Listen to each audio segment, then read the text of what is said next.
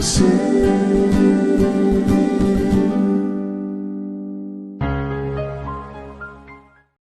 Saudara semua yang Tuhan Yesus kasihi, dimanapun saudara berada, selalulah ingat bahwa tangan kasih sayang Tuhan selalu ada menuntun dan menyertai saudara. Saudara ada di pulau lain, saudara ada di tempat yang lain, saudara ada di tempat yang susah, saudara ada di tempat yang penuh dengan sukacita dan kegembiraan, dimanapun saudara ada. Saudara tidak boleh lupa bahwa dimanapun saudara berada, di situ pun Tuhan berada, menuntun dan memegang langkah saudara. Maka bertindaklah, bersikaplah dengan takut akan Tuhan, dengan pengenalan yang benar akan Tuhan. Maka sikap dan tindakan kita yang kita lakukan haruslah seperti apa yang menjadi rencana dan kehendak Tuhan.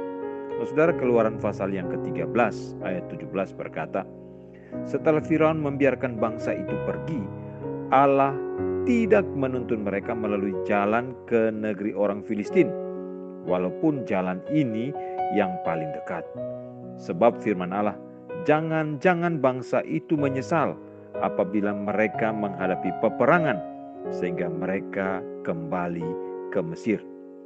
Nah, saudaraku yang terkasih di dalam Tuhan, seberapapun cermat, seberapapun detail saudara dan saya membuat perencanaan dalam berbagai area kehidupan kita, pasti atau mungkin bahkan boleh dikatakan pasti akan ada titik di mana ada ketidaksesuaian rencana, bahkan kemunduran. Atau apa yang kita rancangkan, atau apa yang kita rencanakan tidak sesuai dengan apa yang terjadi ketika kita melaksanakan rencana itu. Selalu saja ada titik di mana kita mungkin merasa itu ada kemunduran. Saudara, itulah kehidupan, itulah perjalanan hidup kita, perjalanan hidup saudara dan saya. Orang-orang sukses berhasil mengatasi ketidaksesuaian rencana mereka, bahkan kemunduran yang terjadi, dan cepat kembali ke jalur yang benar. Back to the right track. Jadi kembali ke jalan yang benar, kembali ke jalur yang benar, tanpa membuang banyak waktu, tanpa membuang banyak energi, serta tidak merasa bahwa apa yang direncanakan itu sudah gagal total, atau sudah tidak lagi mempunyai harapan, dan lain sebagainya. Saudara, ketika kita mempunyai hari buruk, itu tidak berarti hidup kita itu buruk. Camkan ini saudaraku, punya hari buruk bukan berarti kehidupan kita itu buruk. Jangan seperti orang Israel saudaraku, seperti yang tertulis dalam ayat kita hari ini. Dengan kesulitan yang dialami, mereka malah ingin kembali ke Mesir jadi budak lagi. Tiap kali ada kesulitan, mereka melupakan tanah perjanjian yang dijanjikan Tuhan. Tetapi mereka bersungut-sungut dan ingin kembali ke tanah perbudakan. Demikian juga saudara dan saya yang sudah dimerdekakan dari tanah perbudakan. Jadi bila menghadapi kesulitan, jangan lalu kita ingin kembali ke tanah perbudakan. Saudara dan saya sudah dibebaskan dari tanah perbudakan dosa. Nah, ketika kita ada kesulitan, jangan kita kembali ke tanah perbudakan dengan melakukan kesalahan dan dosa. Bila ada kesulitan, bila ada persoalan, bila ada permasalahan, hadapi, atasi, mohon pertolongan Tuhan. Kita harus kembali ke jalur yang benar dan melangkah ke depan, tetap menuju ke tanah perjanjian, tetap menuju ke pengharapan di dalam Tuhan.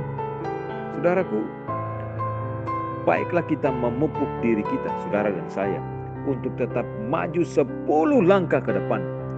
Kalaupun kita mungkin didapati ada mundur 1 langkah jika ada kesulitan dan permasalahan yang kita hadapi.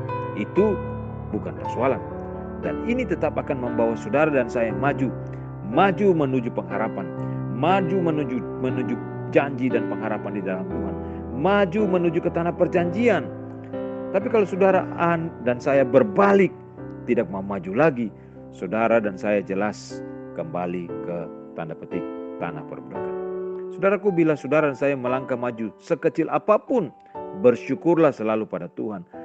Catat setiap langkah maju sekecil apapun sebagai pelajaran untuk langkah-langkah hidup kita selanjutnya.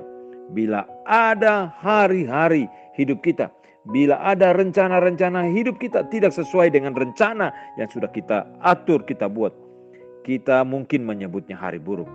Baca kembali catatan pengalaman hidup, melangkah maju bersama-sama dengan Tuhan sebagai kekuatan. Saudara dan saya akan melihat dan kita akan terheran-heran bahwa kita tetap melangkah di dalam kekuatan dan pertolongan pimpinan yang dari Tuhan. Saudaraku, belajarlah untuk tidak bereaksi berlebihan pada kemunduran. Tetapi lihatlah seberapa jauh saudara dan saya sudah melangkah maju. Jangan sia-siakan kemajuan yang sudah ada, yang kita capai hanya dengan satu reaksi berlebihan. Karena kita mungkin merasa gagal, karena kita mungkin merasa tidak mampu, karena kita mungkin merasa kita telah kehilangan pengharapan dari semua rencana dan apa yang kita mau kerjakan. Saudara, marilah kita maju ke depan dengan pimpinan dan pertolongan dari Tuhan. Dan senantiasa kita harus mengucap terima kasih, bersyukur untuk setiap langkah maju di mana Tuhan hadir dan memimpin hidup kita. Biarlah kita selalu meminta Tuhan menguatkan kita menghadapi penghalang-penghalang langkah di depan. Kiranya kita selalu berdoa minta Tuhan menguatkan kita untuk ada di track yang benar, kembali ke track yang benar, ke jalur yang benar, dan melangkah bersama-sama dengan Tuhan. Saya yakin bahwa di dalam setiap hal Tuhan pasti akan selalu bersama-sama dengan kita.